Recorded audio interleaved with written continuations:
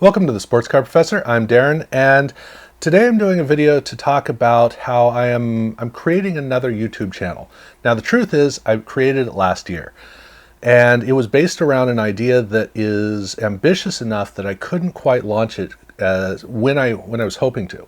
It's basically taken me a year until I've finally been able to get all the pieces together and start to put this together. So, after a year of work, I'm finally able to start a Sports Trading Card Hall of Fame. Now, when I came up with the idea of this last year, it was an idea based upon the whole history aspect of cards that is very important to me. Well, the combination of history and design, how that works in conjunction. For those of you who follow my channel, you know very well that for me, I look at every aspect of cards as a part of the whole, and you can't really remove one part without affecting the whole story. So I became quite aware that many aspects of the story of cards are not really understood. They're very much overlooked. And that's because people just look at cards and take them for granted, which is actually correct. You're not supposed to see the parts, you're supposed to see the whole. You're supposed to see the final product and enjoy the final product, and that's great. But to really appreciate the final product overall, you have to understand the parts and where it came from. And so, for instance, 1992 Pacific Ben Coates. That is one of the most important cards in the history of cards, and hardly anybody ever knows about it because it was there was a moment in time where everybody knew and then everybody forgot, but the impact that it has is tremendous. And because people don't really grasp that, I thought it would be really good to put together a Hall of Fame so that you could see every aspect of cards. So that was the idea.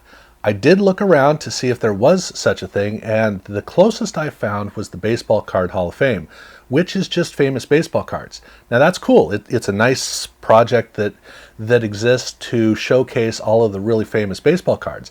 But to me, that's more of the list of the big cards that you need to own, it's a really good thing, but it is focused on famous cards. It doesn't talk about the card industry.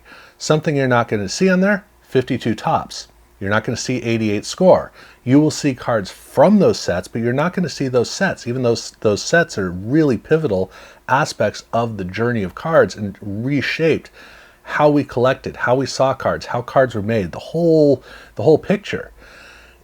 If you try to figure out what's the most famous Dan Marino card, that's easy. It's his rookie card. As in literally his rookie card. There is the rookie card. It's not the only card in 1984 for Dan Marino, but that's his rookie card. We all understand that. If you look at Peyton Manning, which rookie card is his famous one? Well, you're probably going to go with like Topps Chrome Refractor, or maybe a Bowman Chrome Refractor that has a really low serial number, something like that. But it's not that card is special. The truth is, it's the Chrome Refractor that's special, and Peyton Manning happens to be the player on it. We talk about it being the Peyton Manning card, but of all the Peyton Manning cards, why that? And that's the thing that, for me, it really reads in cards is exactly that. Why that? Why that one particular aspect of cards? Why are those Chrome cards so popular? And if you're going to do a Sports Card Hall of Fame, to me, that's a critical aspect of how this is supposed to work. You're supposed to look at what's famous. It's not just that it's the Peyton Manning card, it's that it's the refractor card, which is part of the Topps Chrome technology, which is really the finest technology, and you get this whole pattern of this outgrowth from something that was developed that had huge ripple effects across the industry. That's what I want to look at. I want to look at famous cards, yes, but I want to look at famous sets. I want to look at famous ideas that were created. I want to look at famous technologies, famous design components. I want to look at famous people in the industry.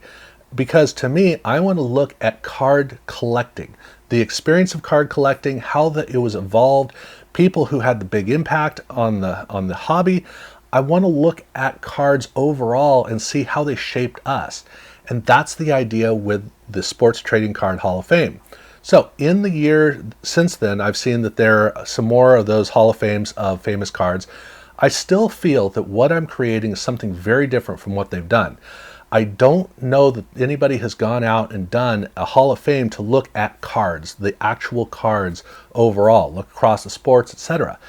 If it does exist, it's really tough to find. So I'm hoping that this is a distinct enough creation that it can really stand on its own and have its own following. If anybody's offended that I've created this, I do apologize for that, but this is an important story that I believe needs to be told.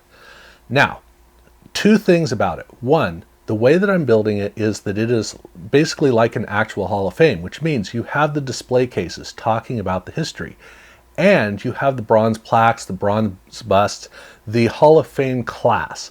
Those are two different distinct elements.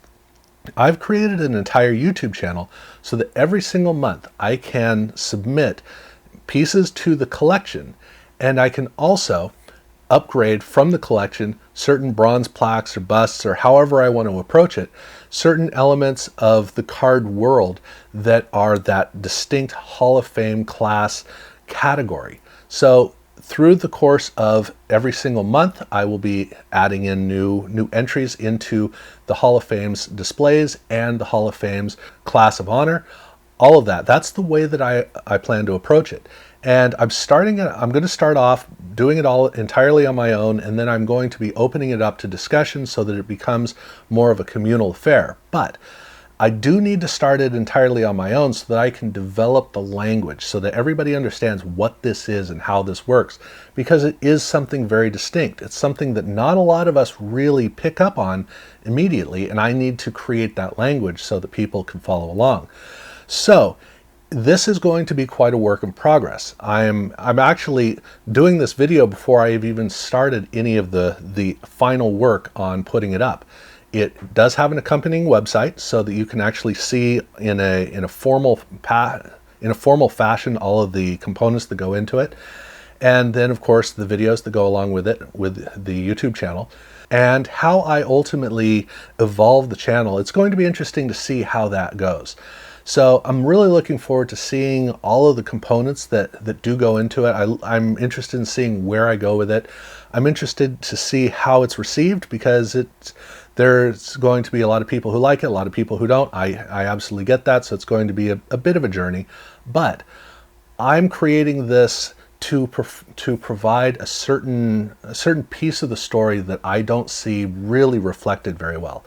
And it is across all sports, and it is all aspects of cards. It is famous cards, it is famous technologies, designs, sets, people. It's all of that goes into it. And I do hope to have more of a communal engagement on the channel, because by creating an entire channel that has weekly and maybe bi-weekly uploads, it provides a lot of an opportunity for a continual process of conversation and presentation. So again, it's going to be a lot of fun to do this, and I've got a link in the description down below for the Sports Trading Card Hall of Fame YouTube channel.